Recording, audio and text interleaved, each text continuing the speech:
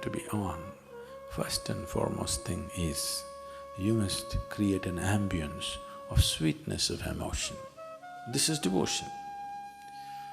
That is a sustained sweetness of emotion. Oh, whom shall I fall in love with here? Believe me,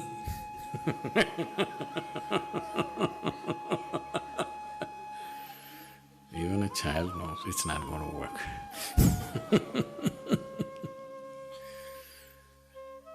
So, whom shall I fall in love with so that I'll have sweetness of emotion? Believe me, nobody is reliable. You must trust me, I have 3 lifetimes of experience. Everybody is fine for off and on. Is there somebody who'll pour you with sweetness of emotion every moment of your life? There is no such human being. Even those who were married to supposedly gods, even they went up and down. Look at Parvati, look at Sati, look at Satyabhama, look at Rukmini, all up and down, more up and down than your wives and husbands. At least many of your spouses are feeling elevated because you're spending a lot of time in the ashram.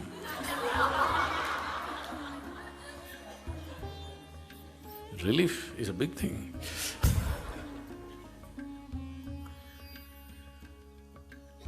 So,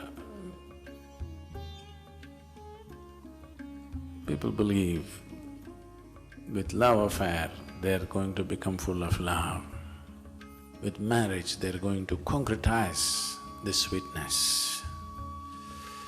Or once you have children, it's sweetness and sweetness.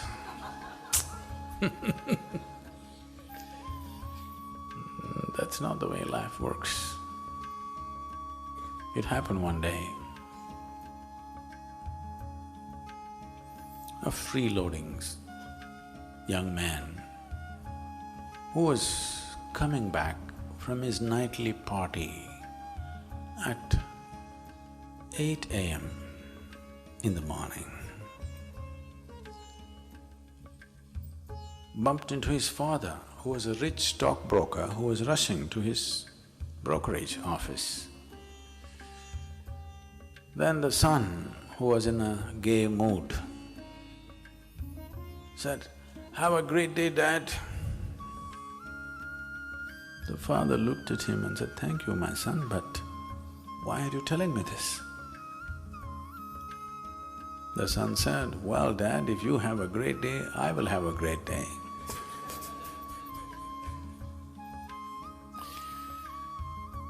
So, there are schemes inside schemes inside schemes. Okay, let's not go into that. But what devotion means is, you create a love affair that doesn't need outside assistance. Simply, you fall in love with something. You know, a lot of people have chosen to fall in love with God because steady. Men and women are not reliable, dogs die too soon. God, it's a very intelligent love affair because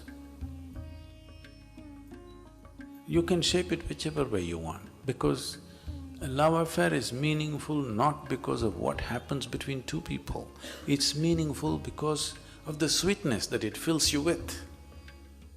Now you're in love with a divine entity. If it is energetically active, it's even better because it's even responding. Or you have become receptive to what is always on. But nothing can go wrong with a love affair because there is no expectation as to what the other should do. Once there is no expectation of what the other should do, this is a successful love affair. You agree with me? Love affair goes bad because somebody does not fulfill your expectations, isn't it? So you fall in love with an entity just for this. This is pure love, just for the love of it, not because of what you will get. So, always you're filled with sweetness. If the ambience of sweetness is there within you, the sadhana that you're doing will multiply in its fold. And the passage or the pathway becomes shorter, shorter and shorter, depending upon if you are joyful, if it is this long, if you're blissful, it'll become this long, if you're ecstatic, it'll become this much. The pathway becomes this long or this short because the ambience of ecstasy is on. I've had the misfortune of seeing so many people around me. I get them to a place where they're this close, but you leave them for one day, straight back. This is it's a misfortune of being a guru. Any number of times you bring people to so close, but when you get that close, you have to leave them there because it's after all, realization is yours, not somebody else's. You thought you brought them this close and anyway they will take the next step, but no. Because one of the biggest problems is the way you're educated, where there is no value for emotion, there's only value for the silly intellect that you carry, which creates any number of problems on a daily basis with just about everybody. You can't get along with anybody the moment you think you're reasonably intellectual, isn't it? And you cannot even get along with the source of creation because you're so intellectual, you're a world by yourself. You cannot live in the Creator's creation anymore, you're in your own creation. If you're in your own creation, this is not an achievement. Instead of being an existential being, you have become a psychological case. That's the transformation that's achieved. Is it a useless instrument? Not at all. It is useful, but it is supposed to make you realize this is not the way. It's good to multiply, add, divide, subtract. When I say add, divide, multiply, subtract, I'm talking about everything, about making money, getting married, multiplying into children, getting divorced, dying one day, all this.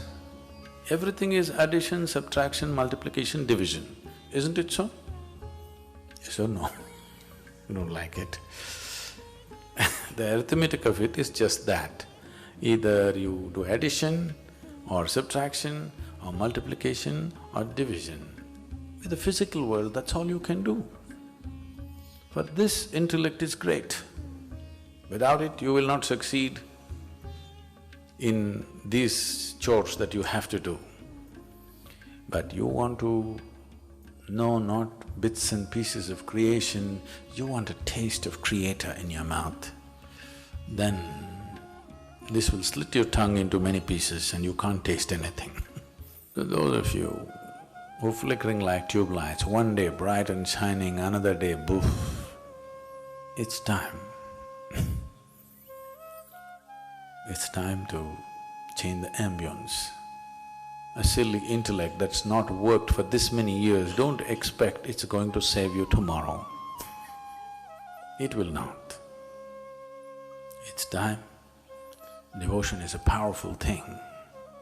It takes intelligence to recognize that if you… between your intellect and your emotion, if you look at it, maybe you don't have ecstasy in you, maybe you have no love in you, maybe you have no compassion in you. When you get angry at least, when you're angry, check which is a bigger force within you right now, emotion or intellect. That you must put it, because what is strongest in you, you must use that. That is intelligence, isn't it? I want you to check it for yourself. Your intellect is a bigger force or your emotion is a bigger force? The only thing is, emotion can take different forms. It can take very sweet and wonderful forms, it can take absolutely nasty and horrendous forms. So first thing is to train it to take a sweet form, to take a beautiful form. Once it takes a beautiful form, your intellect will mean nothing to you, really. Everything that's worth knowing, you will know by embrace, not by conquest. Conquest is a wasteful effort, because even if you conquer, you will still not achieve anything. If you conquer this world, what are you going to do? Are you going to spread yourself around the world? You'll still be in the same one place, isn't it? You can just look powerful in front of other people. Let's say you are Alexander the Great. You conquered half the world or the whole world. You are Alexander Great. You conquered the whole world. But let's say there are no people on the planet, nobody to clap their hands and say, you are great. You are sitting alone here, what will you do? I want you to imagine this. You got billions of dollars, but you're sitting alone here, what do? You need somebody to tell you you're great, you're great. You need idiots around you to tell you that you're fantastic, otherwise you will feel horrible, isn't it? But if your emotions turn sweet, if you sit here alone, tears of ecstasy will come. In fact, you will want to be alone because it's too beautiful when you're alone. It's time to change the ambience, because the sadhana that's been given to you in the form of the kriyas and the asanas, whatever, these are powerful forms. Your body and your energy is maturing, but your head is not maturing for a lot of you. This is a fact, I'm seeing every day. I see energy-wise, body-wise, things are maturing. This is not maturing, it's always in the way. It's time to do something about it. Namaskaram, Sadguru. My father passed away last September. I am his elder son, I cremated him. So I took his Hastikalu and went to Trivedi Sangam, all these different places. Those time, all the people and Purohits, they were around us. Some people are saying he is already born. Some people are saying if you do the proper rituals, slowly his body will get formed. Some people are saying it's a creator's game. My question is, why would creator play a game where there is creation and there should be a mukti at the end? So all these cycles, with all this intelligence around us, is it really a creator's game? Because death is a very powerful experience I had last year. These questions came when my father died. I saw it in very close quarters. I touched his Hastikalu and I was doing the entire stuff. The same father whom I met, is in a different form, and some people are saying he's in the form of air right now. The primary question is, what is the end goal of this evolution, of all these lives and, coming up to the mukti? What is this end goal of evolution? Why creation? These questions come to you only when something hits you hard. Otherwise, it doesn't come. You're very blissed out, you will never ask why creation, isn't it? Something pokes you, then you will ask why. Death is not new. Your father is not the first person to die. With all due respect to him and whatever emotions you hold for him, he's not the first one to die, right? Somebody died in your house also? Yes or no? Somebody died in your house also? Everybody has lost somebody, isn't it? Yes or no? It once happened. A rich man built a house, big house. It's been a tradition in this country, when you build a new house, you want to welcome some sage or saint or yogi to your house. So he invited a yogi to his house. He came. They treated him well, welcomed him, worshipped him, fed him well. And then they said, please give us a blessing. The yogi said, first let your father die. After you die, and then your children die. That man what? We brought you into our house, we treated you like a king, fed you well, and here you say, first my father should die, then I should die, then my child should die. What is this rubbish? The yogi was surprised. What did I say wrong? Is it not good? First if your father dies, then you die, then your children die. That means life is in the natural cycle. Before your father dies, if you die, that is not good. Before you die, if your children die, that is not at all good. First your father must die, then you must die, then your children must die. Is this not natural cycle of life? No. Shall I bless you?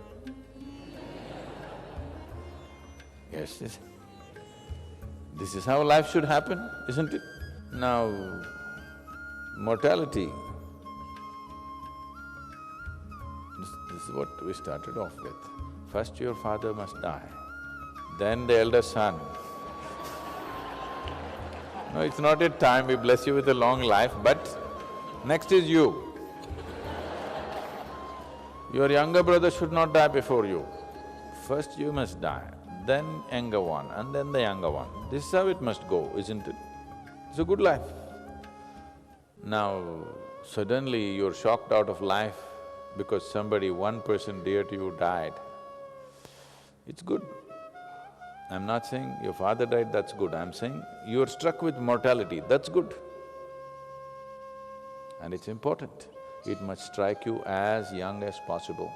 It's very important. You must take all your children for a tour of cremation ground once a year.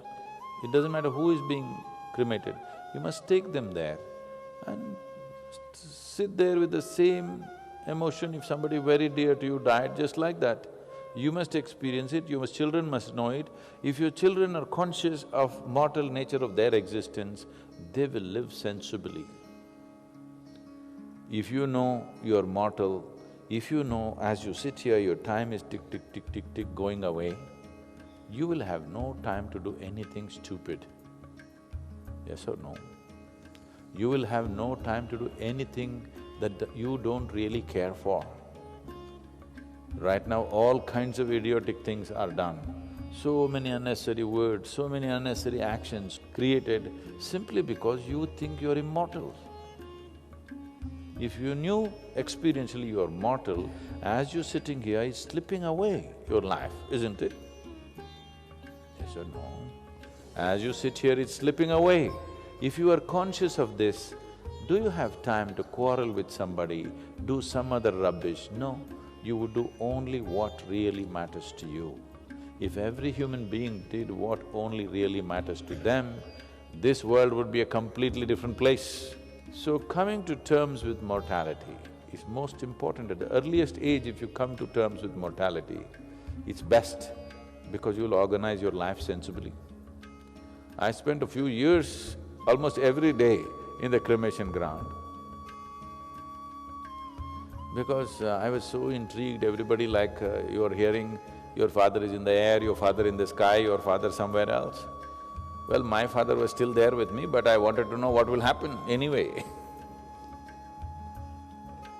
So, people told me wherever they said, this is a haunted house, I went and slept there that night. That night, the damn ghost doesn't come.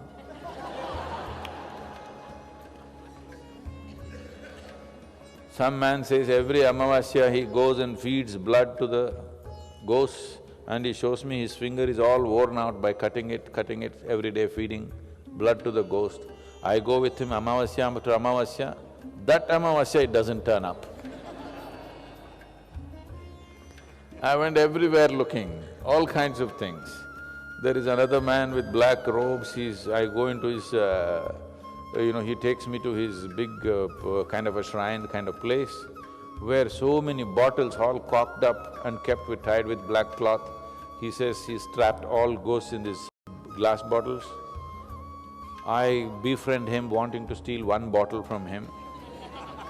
But he was very guarded, he didn't let me take away one bottle. But not one ghost popped out of any bottle, you know. Then I went and sat in cremation grounds hoping, here it must be, you know. I want to look at the freshly dead, so that maybe when they burn it, it'll come out where it is, I want to see. So they said, if you put a nail in the tree, at 12 o'clock in the night, it will come. I went and nailed the damn tree every day, nothing came. You know, these people are saying all this, if you put a nail in the tree at 12 in the night exactly, I'm looking at the watch and exactly 12 o'clock, turn, turn, turn, nothing came.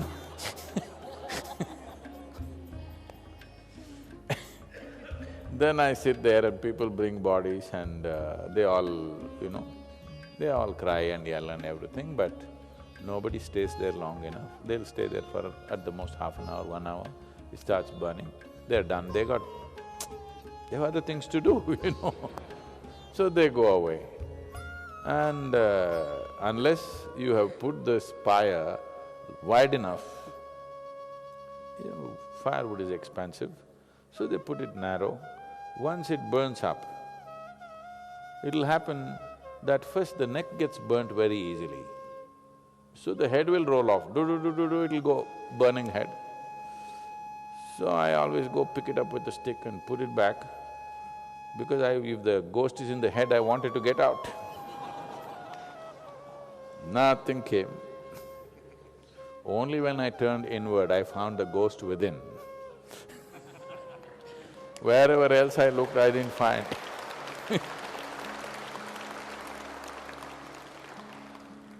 But this whole exercise of being in the cremation grounds, almost on a daily basis, got me one thing 100% clear: mortality. Very clear. No doubts about myself. I know this is time-bound. Once you know it's time-bound, you'll organize your life efficiently.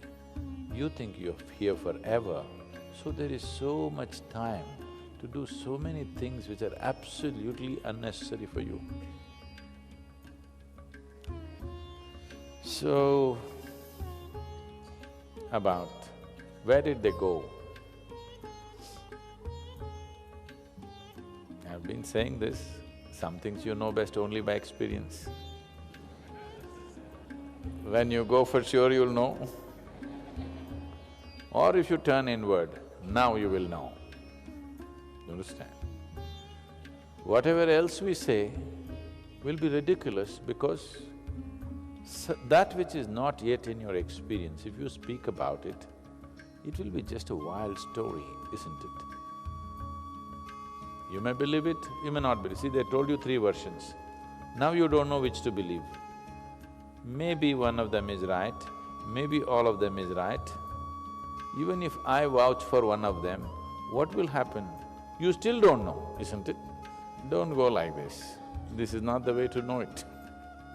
If you want, all you're asking is, what is the nature of my life? If you want to know what is the nature of my life, are you alive? I'm just checking. Hello, you still alive? Okay. You're moving, it should be.